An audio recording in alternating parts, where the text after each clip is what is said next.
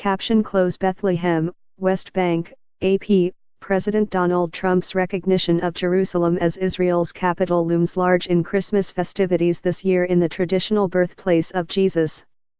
Some food vendors, sellers of holiday trinkets and a leading hotelier in biblical Bethlehem say Palestinian protests, triggered by what many here view as a provocative show of pro-Israel bias, have hurt their Christmas business. Yet Bethlehem also offers a stage for a Palestinian rebuttal. Banners proclaiming Jerusalem as the eternal capital of Palestine have been draped over facades on Manger Square as a backdrop for Christmas TV broadcasts to a global audience. The Israeli-Palestinian conflict is keenly felt, perhaps even more so at Christmas in Bethlehem, just a few kilometers, south of contested Jerusalem.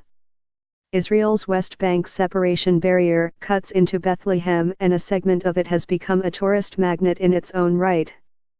Its cement slabs are covered with works by international graffiti artists such as Banksy and pro-Palestinian slogans left by visitors.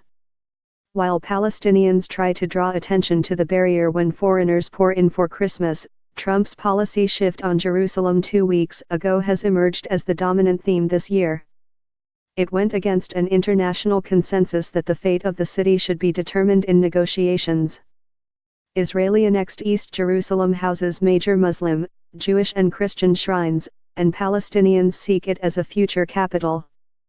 Trump's declaration triggered clashes in the Palestinian territories between stone throwers and Israeli soldiers who fired tear gas, rubber bullets, and live ammunition.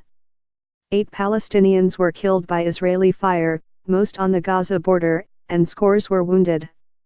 In Bethlehem, the fallout was felt immediately.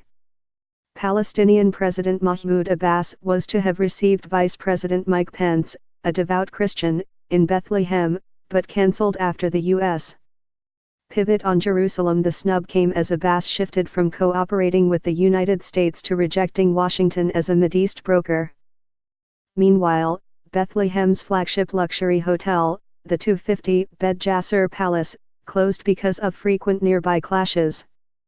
General Manager Marwan Kidney said the hotel had been fully booked for Christmas, but that he is now assessing day by day if he can reopen. Palestinian activists have called for more protests.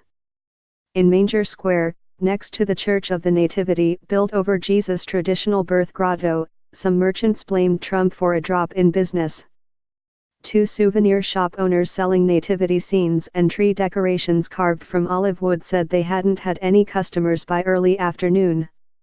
Mahmoud Salaha, who sells pomegranate juice on the square, said his main source of income, Palestinian citizens of Israel, largely stayed away from Bethlehem during the past 2 weeks, apparently fearing trouble on the roads.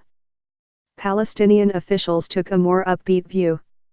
The Christmas season caps a banner year for tourism in the Palestinian territories, with 2.7 million visitors in 2017, compared to 2.3 million in 2016, said Tourism Ministry official Yuriz Kumsi. Despite some cancellations, Bethlehem's 4,000 hotel rooms were more than 90% booked for Christmas, he said.